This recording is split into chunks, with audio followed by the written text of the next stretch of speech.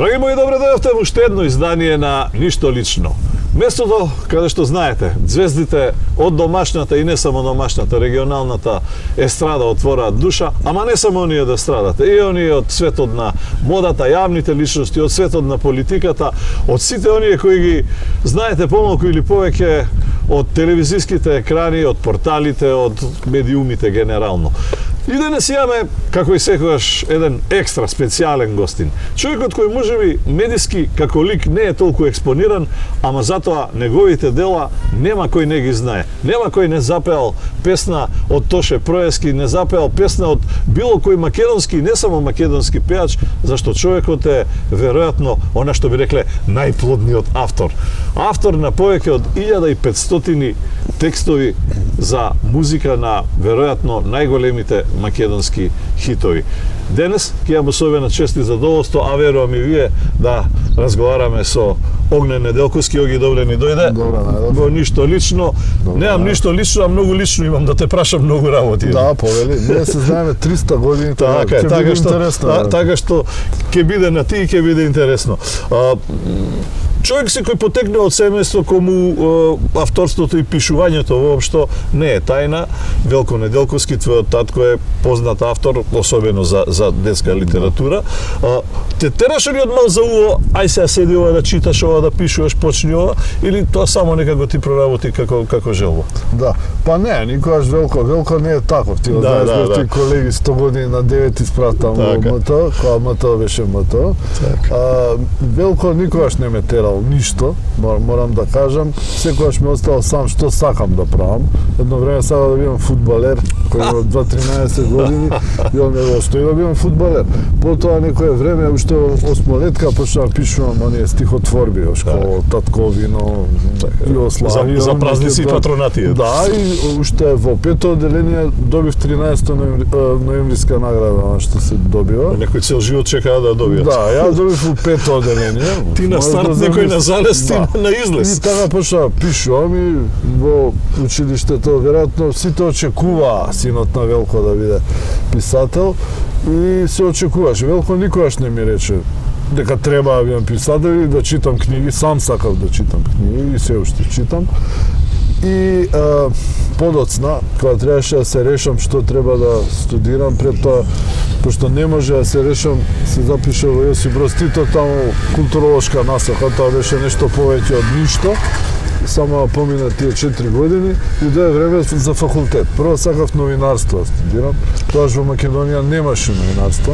Требаше да доам до Белград и кога завршив средно, таа 90-та година имав среќа на ФДУ да има насока драматургија кај Горан Стефановски. Меѓутоа се запишеш на ФДУ, во тоа време беше научна фантастика. Да.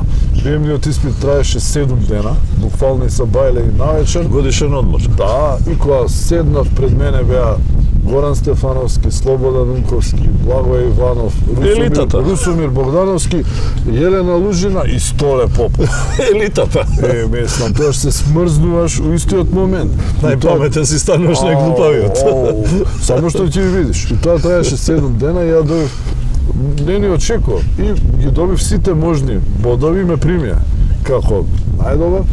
И тоа траеше, значи конечно решив да бидам и драмски писател, и драматург.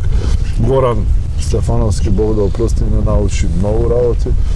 И ете така, се одлучив да пишувам текстови, значи од 90-та година на Махвес, пишувам текстови за песни, тоа ми е како хоби сите овие години. Кога почувствува дека ајде да пробам да го правам и ова? Тоа е таа 89-та година некаде. Што те натера? Имаше некој ти рече, ајде напиши ми текст, може да знаеш, може да можеш, може. Не, јас уште како дете од тој период, ти знаеш, 80-тите години се слушаа или Сребрени крила или Нови фосили. Така. Види, кој како, ние слушавме малку и поинака музика. Ти си постар од мене малце, кој би рекол. И ја у тоа време нормално ги слушав Сребрени крила, а не Нови фосили. Или и посакав уште тогаш да напишам текст за Владо Календар. Да. И напишав еден текст и го пратив најав некоја адреса таму во Хрватска, нормално тој никогаш не го доби. Му кажав пред некоја година кога дојде на концерт за Тоше Проевски и имам фотографија со Владо Календар, а пред лани негде за малку и ќе пееше мој текст, меѓутоа направив 7-8 верзии на една песна од Копров и ни една не му се допадна. Замисли. Не било пишано. И значи уште тогаш сакав да напишам некои такви текстови и подоа негде 89-та година на татко ми пријател ми беше сега покојниот Петар Лукич. Так. Чичко Пецо, ја напишав еден текст, вика Дали знаеш. Ја пееше Хелена Благде, после иде време снежно, снежно, душа на силавина и така натаму. Ја знаеме песната. Да. И тој текст ми го давав на Чичко Пецо Лукич, без оборска, и тој седна на гитара, ја компонираш, ја прати на Маквес, тоаш на Маквес имаше комисии страшни, многу тешко прима песни, например во жири беше Васил Пујовски.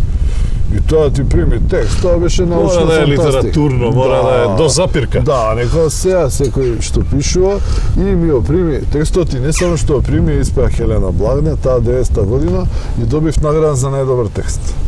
И така почна се. Прво помашко. Да. Па 91 година напишав за поп дизајн Дајте ги рацете. Таа исто е една од химните на Макфест. Победи, освои награди, така почна се. 91 Копров ми даде шанса на последната Југовизија. Направивме песна за Анастазија Низамова Мухич, се вика Молитва, и учествувавме на последната Евровизија во Сараево, која победи Беби Дол со Бразил. Да, Бразил, да. И тоа беше јасно дека се распаѓа Југославија, пошто ние не победивме. Добро, мноштво песни, мноштво авторство. Има ли некоја која да ја спомена првата, ама има ли некоја која те лансираше да станеш бренд, да почнат сите да бараат од тебе да пишуваш текстови? Да. Па тоа со поп дизајн беше страшна одскочна даска и среќа од тој период никој не знаеше кој е Огнен Неделковски. Имав тоа што 18 години. И среќа што не се појавува Копил трк под цигари. Не знаеа кој е. Мислеа некој стара, тој Огнен Неделковски. Ој, Огнен Неделковски. Има исто една интересна анекдота со Ластовица, со Роберт и Владо. Во тоа време Екран пишуваше за нив на насловна Роберт и Владо, ама не знае кој е Роберт, кој е Владо. И 91 година правивме препев, ми даде, тоа беше уметнички на Макфест Мирчо Мирковски. И он ми даде да правам препев за една песна на Жаре и Добра вила. Кој знае кој беа тие? Песна се вика Зелена песна и се уште земам по некои 4 денари тантиеми за неа. И ја направив сега Зелена песна препев. Уште такви се тантиемите? Уште 4 денари. Ајде зборуваме за тантиеми. 4 денари земам за Зелена песна од 91 и во меѓувреме го дав тој препев, меѓутоа нешто се случило таму и му ја даде да направи друг препев на Владо Јаневски. И они излагаат, требаше Жаре и Добра вила да пеат, меѓутоа војната едно друго им ја даде на Ластовица.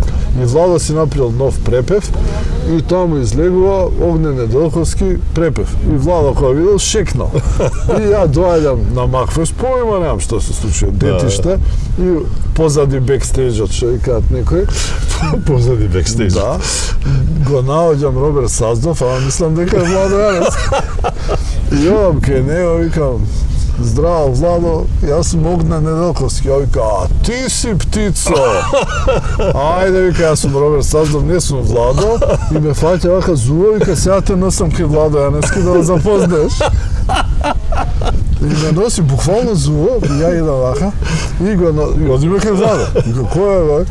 Вика, ој ти Огнен Неделковски, а ти си птицо. Ти си ја украл песна. Викам, кај, бе, се потпишал. Така се запознав ја со Владо и Роберт, не знаев кој е кој. Така. Кажи ми, и воопшто кога пишуваш и сега, ама и кога почна да пишуваш, текст на музика или музика на текст? И што ти е полесно? Да, полесно ми е на готова музика. Значи, негде 90% од големите мои хитови, од тие 500 што ги кажа, се пишување на готова музика. така ми е полесно, затоа што кој ќе ми слогови, стихови, па не само тоа, ритмика, динамика. Посигурно е кога ќе се испее таа песна. Зашто кој ќе ми даде композитор мелодија, не може да рече не можам да ја направам. А ја кој ќе му дам текст може да рече не се прави песна, но. Не, се прави ово. Кај си го напишал? Не, роман си ми дал како. Има една таква интересна анекдота која правевме со Копров, ми се јави да правиме, сега тоа ќе биде као реклама, ама добро, да правиме за Охридска банка таа песна. И сега, кога ќе си платат луѓето се поштено, ќе правиме песна, ќе ја прават Кате, нели ти реков, и Ѓоко Таневски. Да напишеш текст. Паметам нешто така. Да, сме зеза, 15 години трендо ме зезеш. И викаме, има одредени насоки од банката, ќе ми пратат на мејл што содржи текстот. Да е инкорпорирано во текстот. И сега читам меѓу другото, таа прва воведе електронско банкарство. Ај се искрено ти. Сам песна напред. Ја пишувам таа Охридска банка, банка од доверба, позната од светот и во Македонија. И кај да опикнем, тоа и втора, трета строфа таму, викам, таа прва воведе електронско банкарство.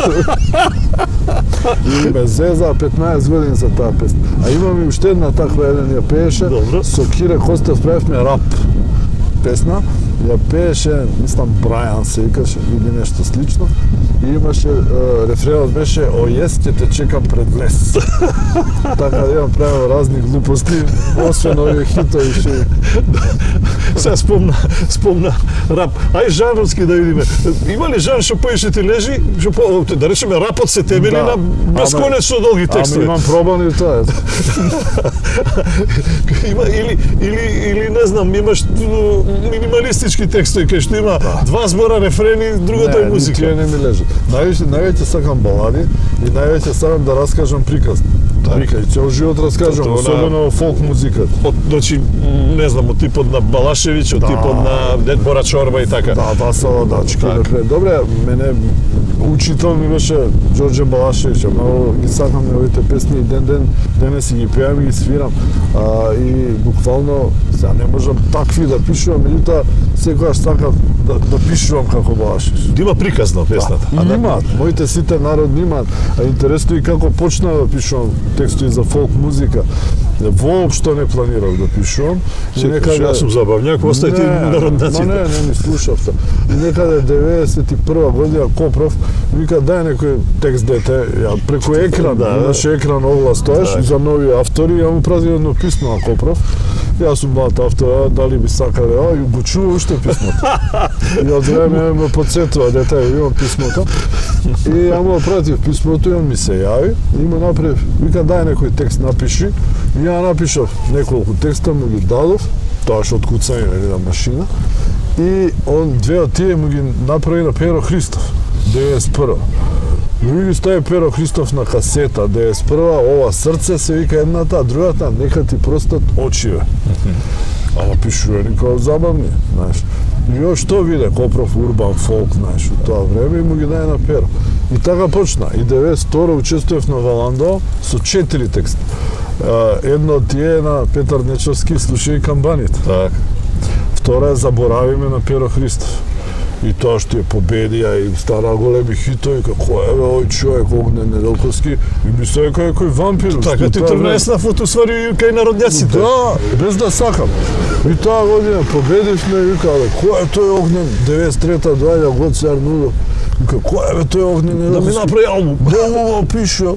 Именно во Соникс, тогашното студио кој што ја правеше песните за овој фестивал и овде бевме сместени во тогашниот прекрасен хотел Палас. И дојде Гоце Арнудов вика, ќе може ли бе ти некој текст за мене да напишеш? Викам, како не бе Гоце? Ама за Војо да не пишеш, добро. А, тие бе смртни непријатели. Да, добро, за Војо веќе не, една му напишав, зашто бе му напишав? Викам, напишав таа моја Калино, многу добра, добро, вика, таа е последна што ќе му ја напишеш, ако сакаш за мене. И 93-та почнавме со Гоце Арнудов да соработуваме и некаде 50 текстови создавав за него. Меѓу другите Штом ноќта помине, Жетварска љубов, Проклетија се предавниците. Тоа се твоите песни, многу, Ти ме казни, Тој табер, многу имаме, она хотелска соба, еден голем хит. Бевме, тоа беше интересно, бевме во Струмица пред неколку месеци со еден братучет на Сонја кој што живее во Виена и со Сонја имаше трибют концерт. За тие што не знаат, Сонја е Сонја Алексовска Неделковска, македонската естрадна новинарка, сопругата на Огнен и жената која напиша биографијата за Тоше Проески. Ова не е крај, да. И бевте у Струмица, рече? Да, во Струмица бевме на тој трибют концерт, одлично, се убава организација, овие песни и така, потресно, тажно и сето тоа. И после тоа не однесува некоја тие села Василева Босилева на афтер парти, една кафана, одлично организирано, перфектно јадење се. И тука беа сите овие пеачи, што настапија Ванчо Тарабунов, Јордан Митев и така натаму. И во еден момент тој што пееше у кафаната некој локален пеач, ја пее Хотелска соба од Гоце Арнулов. Ја мислев никој жив не ја знае песната. Да, Сонја например не ја знаеш. Прв пат ја слушаш, што е, викам, страшна песна, забавна меѓу другото, као што ноќта помина, сика Хотелска соба и почна песната и цела кафана паѓа од транс. И едно имаше 300 луѓе, пеат Хотелска соба. Као на концерт. Се шокираш? Да, ја во не се спадна. Им кажувам, викам, ова е мој текст. И почна да доаѓа. Ајде твој. Не, знае дека работевме со Гоце, знаат као име и секоја минута доаѓаше по еден да се слика со мене. Келнерот, главна звезда, Огнен Неделковски. И 7 пати ја пеја Хотелска соба. Стара Таму една жена ми мафта со ракија, се смее, после видов нешто со фитнес, се ги знам луѓето, некој доктор таму ми мафта, све за Хотелска соба. Ми вика, ти си гениалец, Хотелска соба си ја напиша. Така има некои песни што сега мора да те прашам, убав шлагворд ми даде за следното прашање. Колку има автобиографија у таа Хотелска соба? Па памти Палас. Памти Палас некој Не само таа. Имаш, ти си лирски поет, дај да речам. Да, така е. Има многу емоции у твоите, особено у баладите. Колку има лично? Колку има искуство лично или лично доживување, не, дајде. Па во речи си секоја моја песна, односно секој текст има многу мои лични моменти. Тоа со Сонја повеќе пати го има изјавено. За сонце од твоите руси коси знаеме. И твоите бакнежа, моите бели кошули, во косија ти спијам и во повеќето речиси од сите мои песни има многу биографски елементи, а не само за Сонја, да не е само за една жена, да се разбереме. Ние живот е една жена, што вика една песна. Најголемиот дел се за Сонја, сите овие години, меѓутоа има и за други и трети лица, пишувани песни, и така. Кажи ми следно прашање. Која преска ја спомена и си пишувал и за Гоце фест и за патриотски песни. Да, се и детски многу имам, Златна Славич. Сега те прашам тој баланс меѓу она што е забава и она што е ангажиран текст. Да.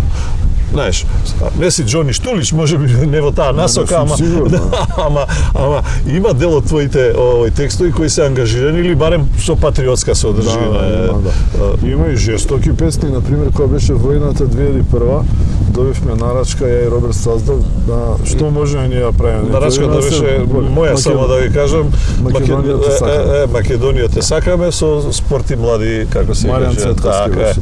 Добро, ја бев координатор на целиот проект, си заборев. Сам си кажа, не, те пуштив сам да си кажеш, многу добро знам се. Добре. Да, и тоа ги направивме, кога збориме за ангажираност, беше глупо ја и Роберт Саздов да имаме партизани со пушки, тоаш и ти, и тоаш секој се бореше на свој начин. И тоаш ги направив Македонија те сакаме и особено значајна Звонете Чекори Кристина Арнаудова. Така, само одамна јас сум ангажиран, а на Гоце фест имам речиси секоја година песни, големи хитови, што ќе остане од Македонија, проклете се предавниците и така натаму. Сега прилично години си на сцена, ако тргнеме, ако сумнеме од 80-та, може и повеќе од 90-та, пардон, 35 години. Многу ми сметаат дека наместо да напредуваме, сцената оди ретроградно, некако дека 90-тите беа златното време, откако се осамостоивме, и наместо од тогаш да тргнеме по некоја најголема линија, дека тоа беше всушност златното време, а сето друго е за разлика од тука, така некако би му дошло. Се согласуваш ли со таа теза или мислиш дека има, како да кажам, свои блесоци, свои падови и како ти се чини сега ситуацијава на сцената? Па морам да се согласам, мислам, со тешко срце, ама така е. Сцената моментално е катастрофална, би рекол, не ни постои сцена. Тие чујето вие младиве сега, не знам, Пајак, Гиговска... Не би коментирал. Гиговска е одличен вокал, со неја работевме на Тајно моја... Ги се земав како пример. На Тајно моја мюзиклот работевме, она го носеше. Тајно моја Гиговска беше фантастична во тој мюзикл и како глумица и како пеачка, пошто мюзиклот бара разни карактеристики. Незините нови песни нема да ги коментирам, Пајак исто така. Меѓутоа, 90-те... Не знам, нова сцена, два бона, едни и други, се не сакам да ги именувам сите, ама... Да, добро, тоа си постои, тоа се нови авангардни текови.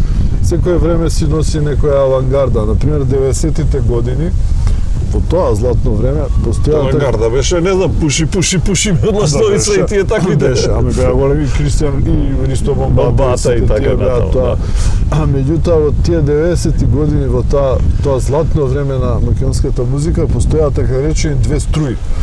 Едната беше тогаш авангардна со Дарко Димитров и Принц, и тука беа Нокаут, Терзана и така натаму, а другата беше по-конзервативна, така наречена сплитска школа, медитеранска шо ви медитеранска, која што ја предводевме ја и Копров и Тоше Проевски.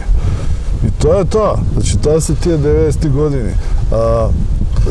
Тука се исто и Ѓоко Ѓорчев. Те разбирам ја што сакаш да кажеш, ама... И тие лирски текстови.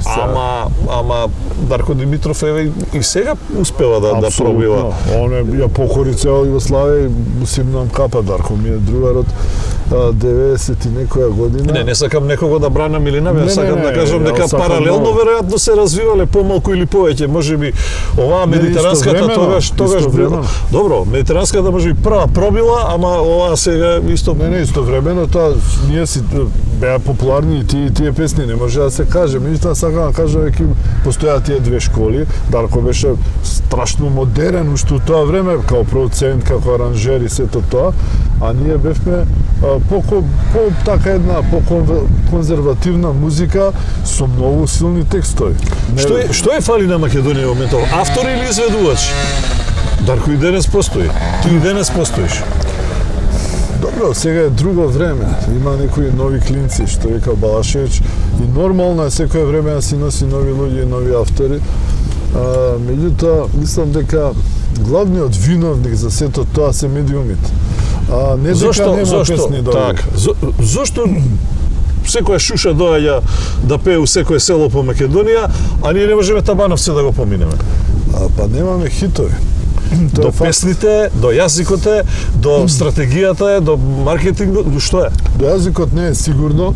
Ние се бориме за нашиот идентитет и многу е погрешно. Например, во поранешна Југославија, се сеќаваш и ти, постоеше едно тврдење дека македонскиот јазик не е доволно певлив за да се пишува, да. Што е смешно, не постои непевлив јазик. Со германците пеат патут. Постои само мајстор или некој знае да напише или не знае да напише. Меѓутоа таа теза 50 години во Југославија се форсираше, дури Лепи Сол пеа на српски, знаеме. Освен Меморија која што пееше до последно, од прво до последно на македонски, ти си бил во Меморија, знаеш, никој друг не пееше. Сите се обидуваат да преведат. Сите сакаат да бидат големи и да го проведат Табановци. Меѓутоа мора и може да се пишува на македонски. И мора да се форсира тоа. Сега ако оваа година се направени 50 нови македонски песни и ако ниедно радио и телевизија тие не ги емитувало, а луѓето вложуваат пари за музика, текст, аранжман, студио, спот, и доаѓа таков млад пеач кај тебе, ти си газда на телевизија и ти не му емитуваш ни еднаш таа песна. И како таа ќе стане хит? Значи, суштината лежи во медиумите, така ли? Апсолутно. Сега фино. Пак нов шлагот ми даваш. Покрај ова што ти е професија или хоби, како сакаш кажи, професионално си вработен во некогашниот Совет за радиодифузија. Агенција за аудиовизуелни медиумски услуги. Која сега се вика така, и која всушност тој регулатор треба да биде, која треба да им наметне со закон на медиумите во прайм тајм да емитуваат ентертејмент, односно забавна програма, ама ние гледаме само дебатни емисии од 6 до 11, вести и турски серии. Имаме ли волшебна формула да го решиме? Имаме голем проблем, тоа не само Македонија, во Европа, постои нешто што се вика слобода на изразување. Значи, агенцијата, ани државата, не може на ниеден медиум да му каже или да му наметне што ќе емитува. Тоа секако би било цензура, што е забрането по устав. Нешто ќе емитува, него тип на програма. Не може, че секој има право, тоа е слобода на изразување, да емитува што сака. Сега, од неговата Чекај, те прашам. Нели постои закон кој вели, и во Македонија постои истиот, кој вели дека во прайм тајм треба да се емитува собствена продукција? Не постои таков закон. Кога ќе го донесат, ќе постои.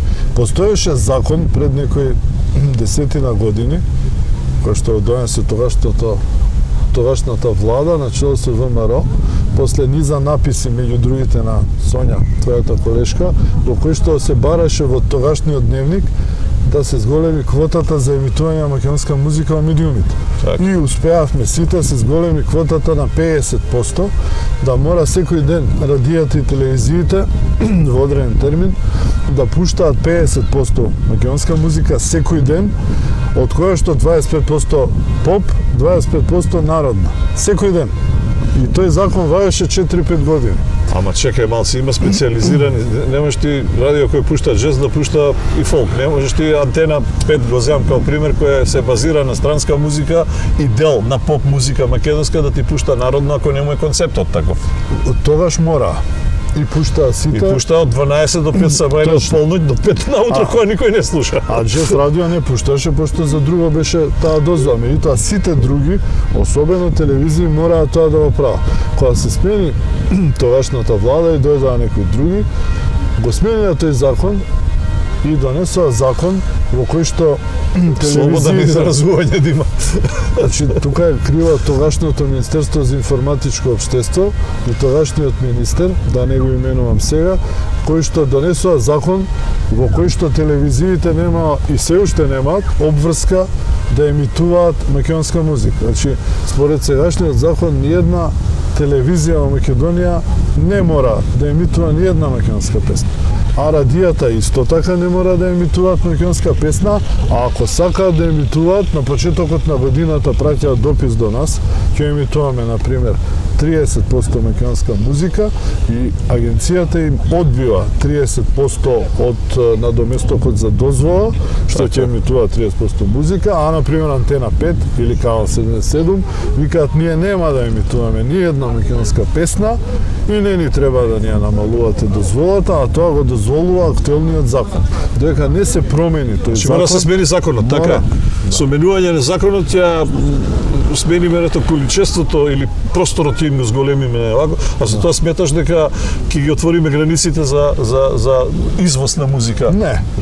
Нас не ни е целта во овој момент е толку загрозена македонската музика, јазик и идентитет, што во овој момент ние не треба да мислиме за извоз. Ние треба да размислуваме за опстанок, да спасиме македонската музика. Добро, ако сме таква фаза на загрозен идентитет од сите страни, особено од некоја страна, и политички, и географски, како сакаш земи го, ова е една од формулите да формула, не за генерално, ама барем за дополнително да идентитетот и јазикот и воопшто бидат, тоа сакаш да ми кажеш. Јас од лани, од кога победи ВМРО, преку разни луѓе праќам пораки, некој да ме викне да кажам, ама нека ви се најдам ова ќе ослушне, некој што треба да слушне. Господа министри, Огнен Неделковски има да ви каже нешто. Да, ама тоа е патот. Ние се бориме за идентитет, а ниедна радио и телевизија не емитува македонска музика. Значи, ние немаме музика моментално. Синоќ и завчера бе изведени овде 30 нови песни. Дали денес некој ги емитува тие песни? Какви да се, наши се. Значи не смееме да се срамиме од македонската музика.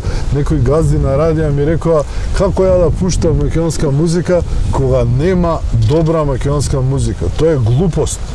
Значи во изминативе 50 години имало 40 изданија на Маквес, 30 и кусури изданија на Охрид Фест и разни други фестивали, продукции, албуми снимале луѓето. Има една огромна продукција на феноменални македонски песни со кои што може секој медиум да пополни на одличен начин својата програма и да ги емитува тие песни. Тие велат дека нема доволно квалитетни македонски песни и затоа мора да пуштаат Петар Грашо, Оливер Драгоевич, Елена Розга и така натаму. Што е смешно.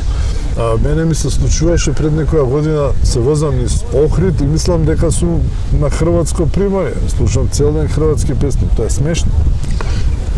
Тоа ли е проблемот што или предусловот што домашната публика се навлекува на музика која е од регионот или од вакво, па звездите доаѓаат нивни овде, а нашите не одат таму?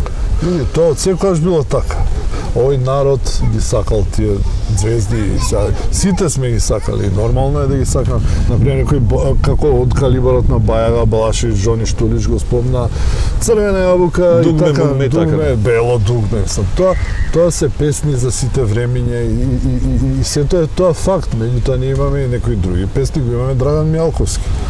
Уште се уште жив, здрав, го поздравувам, уште пее феноменално и така натаму. Го имаме Нино Величковски, кој што пее се уште фантастично. И сега е прашањето, дали ние, ако јас сум газда на оваа кафана, например, дали ја вечерва треба да викнам Харис Джиновиќ и да му дам 10.000 евра, или да викнам Нино Величковски... 10 е да се малку за Харисом. Или да викнам Нино Величковски и да му дам 1000 евра. Еве, како гледаш ти сега, нева, имаме ситуација у моментов со или у периодов барем, со градоначалниците и секоја година е така, кога културните лета се, не дека ова предизборна година, ама овде кога е предизборна е засилено, појачано. Да, има многу пари, па немаат каде да ги трошат, да. И се вика акцентот е на звездите од регионот, а нашите се попатно загревање, да не речем. Градоначалниците тврдат или велат, овие не можат да наполнат 3000, 5000, 10.000, нема бизнис, не работат кафеаните, нема, не знам. Мислам дека е смешно тоа. Јас деновиве ги читав сите тие преписки помеѓу почитуваниот Спасен Силјановски и градоначалникот на Кавадарци. И мислам, тоа е една мала епизода, тоа ни се случува. Не само Кавадарци беше, крива палка, мислам, генерално по сите општини. Секаде тоа, јас сум присуствувал на дел од тие, за жал сум присуствувал на некои такви концерти, кои што викале големи звезди од соседството, наместо наши пејачи, кои што биле 100 пати поскапи од нашите.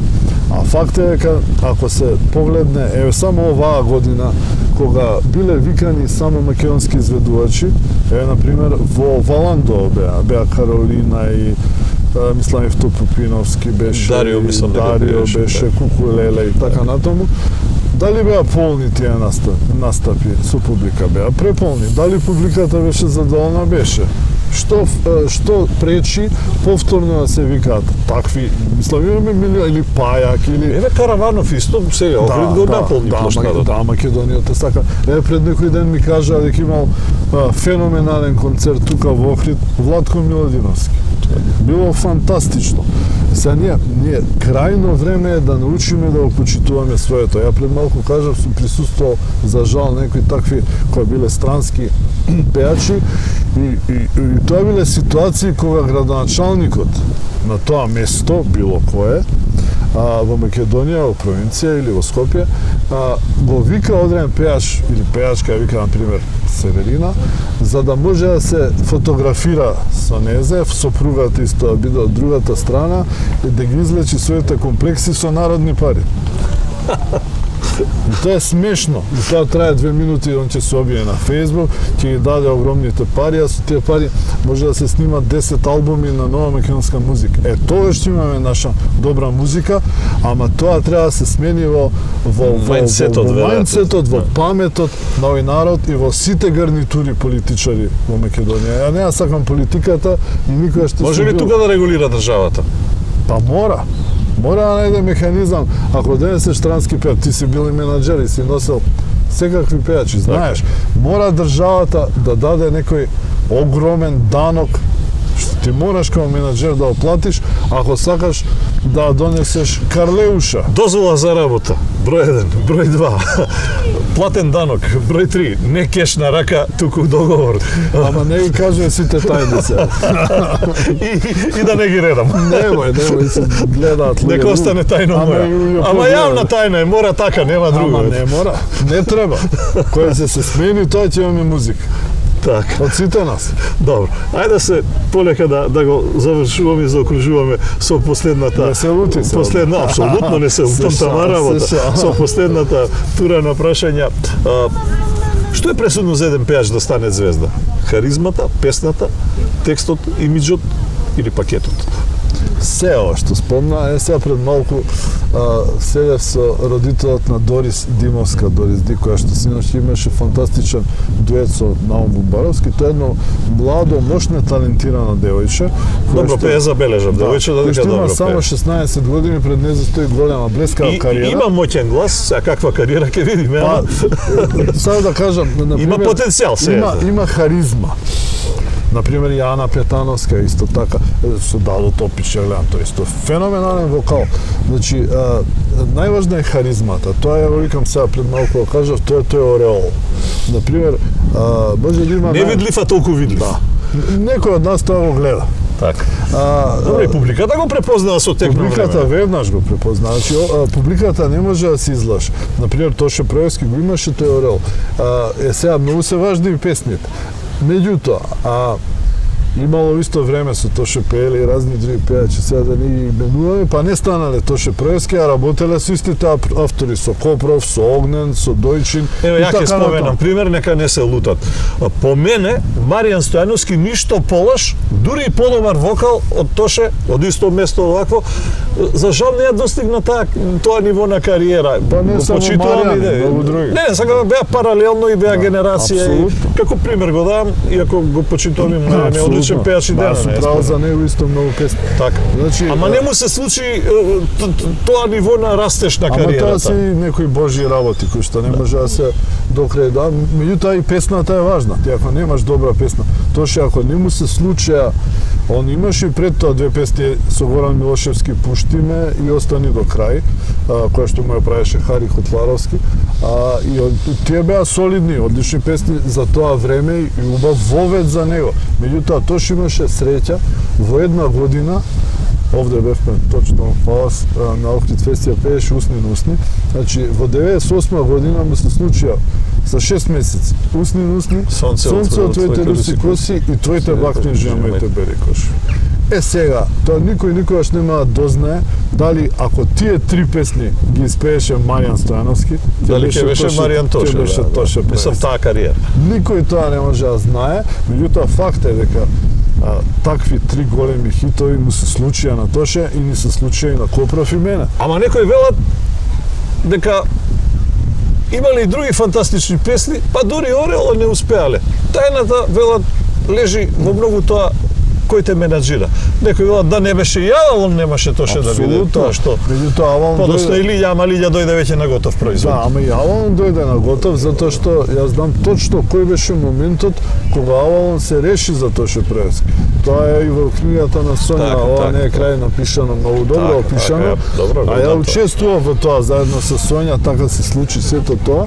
Значи Тоше имаше испеано "Усни на усни" и "Сонце од твоите руси коси". И немаше спот за ниедна од тие две песни во тој период.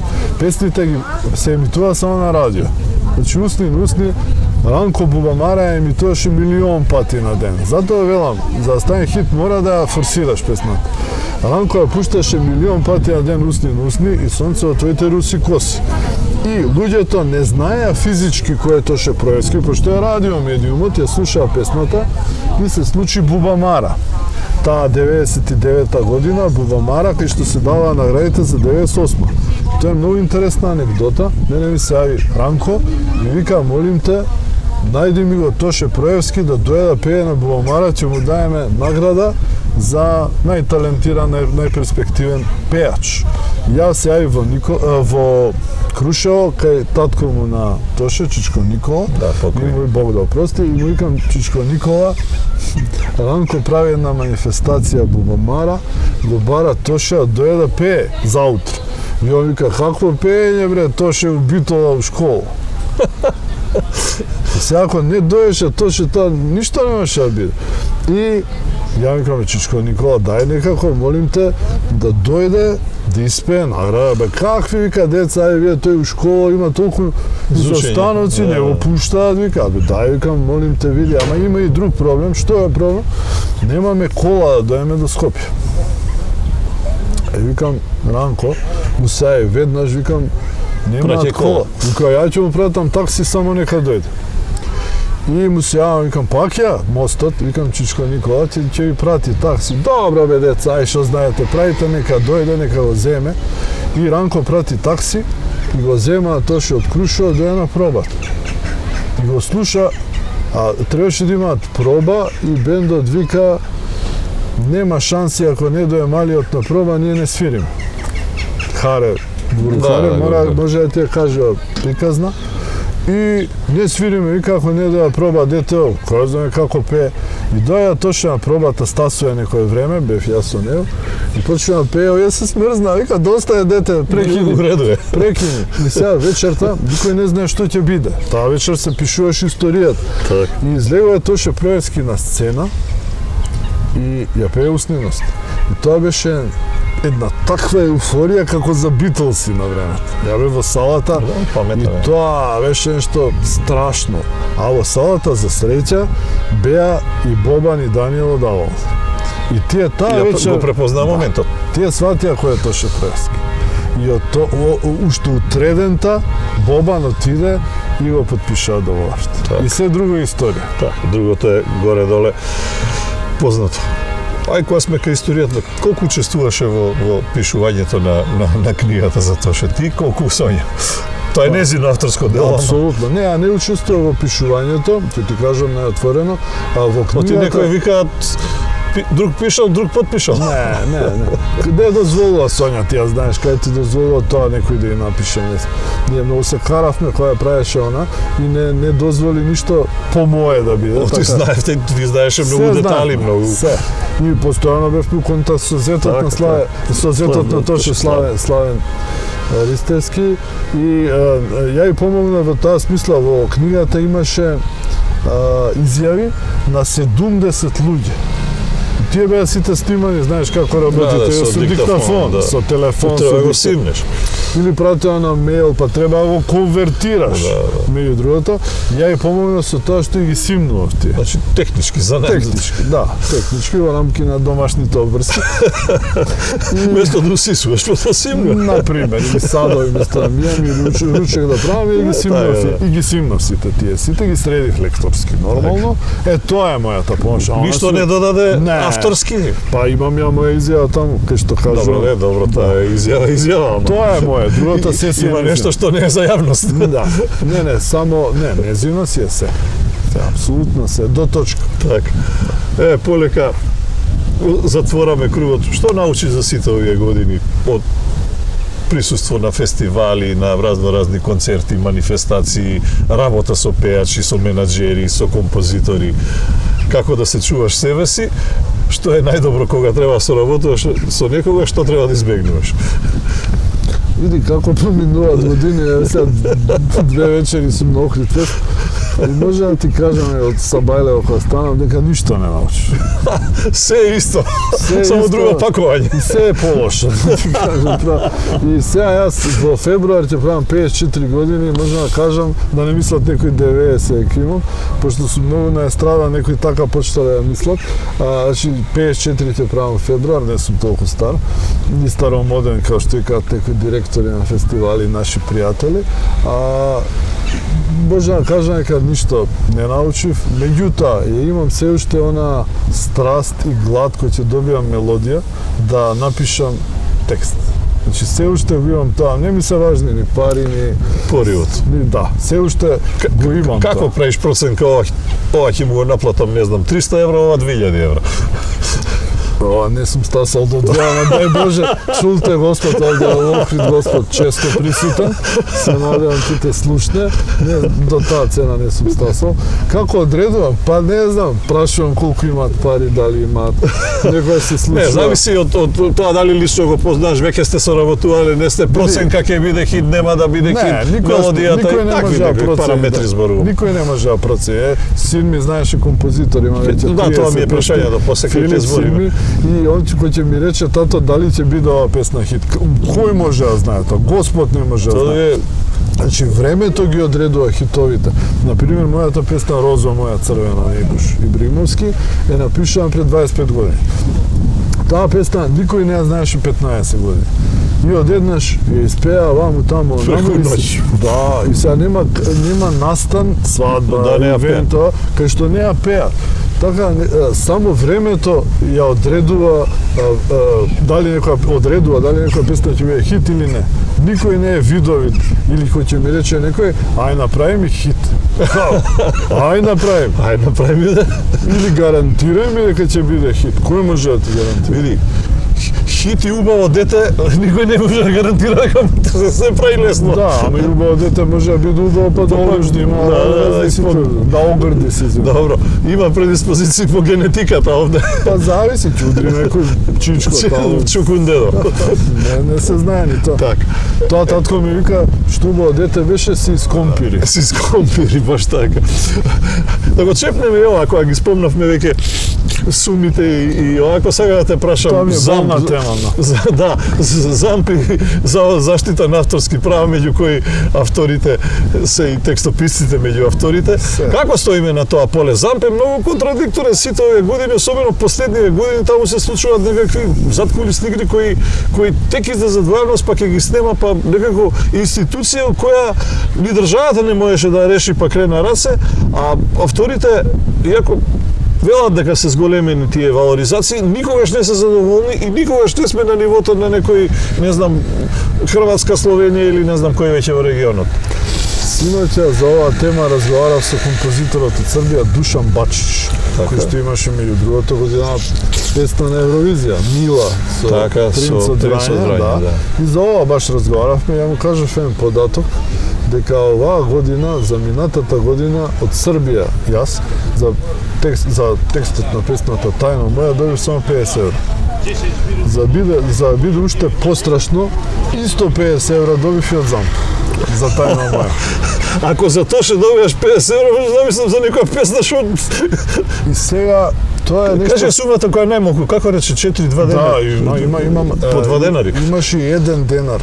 Например, мојот свет, Каролина, на Евровизија добив од Словенија 1 денар. 1 денар, а? Или од Португалија исто денар. А од Португалија не ми е ни чудно, ама евровиска песна. За 1 денар поардон ни го дава и ни го пишува. Што е проблемот со Замп? Што се случува овде? Не, нема проблем со Замп. Сите велат има сега, ти не. Јас мислам дека не е проблемот до Замп, проблемот е до собирањето, не, до собирањето на пари. Значи во Замп не се собира голема сума на пари колку што се собира во Хрватска, Словенија, да не збориме за Европа. Има и еден друг проблем. Не знаат да наплатат ли, кај е проблемот? Не постои систем за наплата, не функционира системот. Нели секој радио мора да биде врзано систем па да ги бележи, меѓутоа не се само радијата, тука се хотели, ресторани, кафури. Така да свадби, ама кога секој од нив би плаќал на пример некој паушал од 1000 денари месечно, ама ако ги прашаш ке ти речат плаќаме? Не плаќа. Не плаќа. Нема кафуле кој не сум прашал, како не плаќаме, не знам. Мислам дека не е точно. Тоа е во Хрватска на пример регулирано фантастично, сите тие објекти плаќаат и на пример пред 10 години Тончи Хулич, пошто таму се јавни тие податоци, не можеш да криеш колку си зел, и тоа е престиж. И он самиот се фалеше, например, Тончи Хулич, дека зема годишно 150.000 евро. Па ако е пред 10 години се е 500-600.000. Да. И сега ја тврдам дека во Македонија ниеден автор, најголем автор, не зема повеќе од 10.000 евро. Тантиеми. Значи, збориме за небо и земја. Значи, колачот е мал. Ако годишниот колач од сите, што треба да се дели меѓу 1500 автори во ЗАМП, е некој си 2 милиони евро. Колку може да добие Огнен Недолковски као автор на 1500 песни? Значи, мал е колачот, кога би бил огромен, како Хрватска, сите би добиле повеќе. Тука е проблема.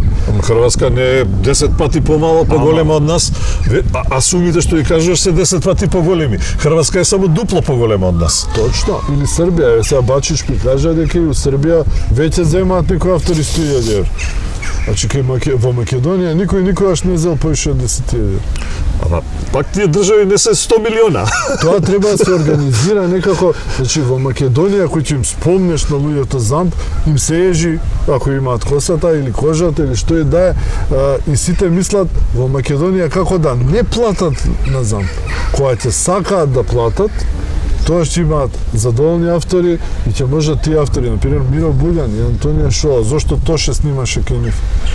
Нив им се исплатеше да му направат 2 албума на Тоше, не му земаат денар. Зашто? Зошто знаеа дека се тие песни стотици евра ќе земат од нив на крајот на годината, така е. А ние моравме нешто да наплаќаме, мислам, фрапантно е. Ја тоа кажувам, не се срамам од тоа. Например, сите големи хитови на Тоше Проевски се напишани за некој хонорар од тогашни 100 марки. Секој тие по 100 марки. Што би рекле джабалак. Такво беше времето, немаше пари, значи никогаш немало пари, и сега нема пари. Јас сега имав нови фестивал, неколку... Пари за музика, има за некој... Затоа е 3600 евра квадратот у Охрид. Ама еве некој од овде што беа присутни, ќе седне во кафана и ќе даде 10.000 денари, ако ќе треба да плати текст, не сака да даде ни 3.000. Истите тие луѓе. Значи во Македонија луѓето се научени се што е култура да го добиваат без пари, да добие гратис CD, да добие гратис карти, знаеш ти, за концерт, да добие гратис книга, сега да добие гратис што е култура, ако ќе седне во кафана или било каде да преплати. Мора признам дека сега влезниците за култура се драстично поскапени во однос на стандардот. Да, ама пак има порано беа 200-300 денари картите за концерт, сега 1500 на ефтината. Да, ама не за македонски изведувач. Па се враќаме на... За жал. Од друга страна, со смртта на Тоше Проевски, веќе 18 години и уште тоа трае, македонската музика е страда и култура е во шок. Се уште сме сите ние во шок. Ама новиот шок беше Кочани и уште поголем. И Кочани, и ДНК, и сето тоа што се случи. Значи, Македонија е во нокдаун сите овие години, на културен план. Ние не можеме да излеземе од шокот, од Тоше Проевски, ето ДНК и така натаму. Значи, ние немаме звезда што ќе наполни градски стадион веќе. Дори ни универзална поранешна. Абе, не, мора да те демантирам. Еве и самите ДНК, да речеме, го наполнија Борис Трајковски. И Меморија наполни Борис Трајковски. Да не, да се... Ама тоа не се нови некои, знаеш. Тоа се на Меморија има милион хитови. 40 години кариера, добро. Тоа исто како ќе дое Здравко Чолич, што е фантастично. Разбирливо е дека. Да, ама зборуваме дали некој од овие што пеа на Охрид фест синоќа може да наполни Борис Трајковски. Не може да наполни кафуле, толку. Кога ќе може, тоа ќе може да зборуваме дека е застаната на нозе од нокдаунот македонската музика. За да може, она се што го зборевме се предуслови за да може. Апсолутно, и пред се државата е на потек. Така. Сосема за крај го спомена Синти Филип, кој тргнува некако по твоите стапки, пишува музика, не знам дали пишува и текстови. Не, само музика, не пишува текстови. Значи, тато и син. Па да, јас се шегувам дека ќе дојде ден кога имавте песна на Охридски, така ли? Имавме две, да, со една песна во поп вечерта се вика Овој пат, со Кристијан Неделковски, кој што ми е внук. И во фолк вечерта имавме песна со Нино Величковски, кој зема и награда, така. Да. Филип има веќе 30 песни според евиденцијата на ЗАМП емитувани. Победи на Макфест со... Извини, колку пари доби тој година? Ништо. Како бе ништо за 30 песни? Ништо. Од ЗАМП доби некоја сума, да. Не, мислам за... Не зборувам за... Не, доби некоја сума. Не смеам да кажам колку, нек си каже тој некој. Има за джепарлак, така? Па да, некој месец. Да, Филип годинава се очекува да магистрира на естра композиција. Има веќе 30 на песни и соработуваме постојано, прави негова на нокаут сакам да живеам, например, музиката со која што нокаут победија на Макфест и неколку други од тие хитови на Макфест што беа изведени и Вона Јо, например, првата незнија песна Убав е овој свет е исто на Филип со мој текст. И соработуваме, ја на шала да шега викам дека ќе дојде ден кога само тој ќе бара од мене текстови, кој што ќе мора фамилиарно. А имавме една година ситуација кога Макфест рече може да има Филип песна, меѓутоа ти да не го правиш текст. Ова е парадокс. Зошто? Пред 3 години песната Рај на Блеа Дзудзуровска. Благица Дзудзуровска Блеа. Блеа, да. Чекај, има нешто лично таму или? Не, па тогаш ми рече Роберт Саздов, тогаш ти сегаш уметнички, јас мислам дека е најдобро и за Блеа, и за Филип, и за се друго да бидат само млади автори. И ја му кажам на Филип, викам Филип... Ами нема млади и стари, има добри и лоши автори. Значи тоа беше услов. Како тоа млади автори? Тоа беше услов. И ја му кажам Филип, викам Филип, ти ќе имаш мелодија, меѓутоа друг ќе прави текст. Напиши си текст. Не, друг ќе прави, они знаат кој. И он ми кажа, зашто бе тато, како се вака, ја тебе да те рипнам, да те прескокнам. Секирај се. Тоа е, сакаш или не ичеш? Тоа е услов. И ја прифатив нормално и самата Блеа си ја напиша текстот и одлично беше песната на... Имаш ли чувство дека медиумите или не знам, веќе го шлепаат на твое име и на име на сопругата, на своја или не? Не, напротив. Мислам, ние, особено пеачите, ние толку пеачи имаме создадено, да речеме, и јас како автор, и Сонја како новинарка со промовирање, и ние многу од тие песни, Филип има многу песни кои што ги даваме ке тие, особено овие познати пеачи, сега да не ги именувам, и тие ќе слушнат песните и сега ние веројатно подсвесно очекуваме нешто да ни вратат. И мене и на Сонја, со тоа што ќе земат песна од Филип, меѓутоа понекогаш, не секогаш се случува да речат одлична е песната, меѓутоа ние не се пронаоѓаме. Тоа е оној дипломатски изговор што ви рекле. Тоа е така одвратно, ама што да правиме? Ние со сила не сакаме него да го форсираме. Он има квалитет, талентиран е сето тоа, меѓутоа се надевам ќе си го најде своето место под сонцето на оваа естрада и се надевам дека нема да напушти Македонија. Така. Огнен, пред да ти се заблагодарам, само одговори ми, до кога вака? Па, види, тоа исто реков пред некој ден, пишувањето, создавањето, творењето и се што е уметност е талент, дарба, но и проклетство. Нема пензија за тоа? Нема ја гледа, па велко гледам татко ми, тој се уште пишува. Значи тоа е проклетство, убаво проклетство, кое што едноставно те тера однатре и мора да се изразиш. Татко ми велко е секоја година објавува по некој роман, 79 години ќе прави, ако го гледам него, викам, леле, и ја ќе бидам. Ја ли вака? Тоа е тоа. Ти благодарам многу што беше гостин во нешто лично. Пријатно, иако овде свежа е доста. Супер, драго ми беше што бевме во ваков убав амбиент во македонскиот бисер Охрид, може би подобро студиото, ова е наша мала летна авантура, имаме одреден број меѓу емисии кои се исто емисии, само не се во студиото и може би е со вакви луѓе и подобро да се разговара во вака автентичен амбиент и благодарам уште еднаш. Прва, ама не и последно интервју биде уведен. Се надам. Тоа е така. А вам, драги мои, се надам дека бевме интересни, дека ви откривме многу нешта што досега не сте ги слушнале, некои сте ги слушнале или начуле, ама ги потврдивме, многу работи демантиравме. Впрочем, муабетот е тој кој како сака нека се издаче полука од тоа. А единственото нешто што знам дека е така и ви го гарантираме, тоа дека на ниту едно друго место нема да слушате ништо слично како овде во Ништо лично. Бидете така, бидете тука, се гледаме од друга локација, наскоро се враќаме во студио, ама имаме уште некои работи да ги кажеме вака на отворено. Денес од преубавиот Охрид, а утре можеби од друго место.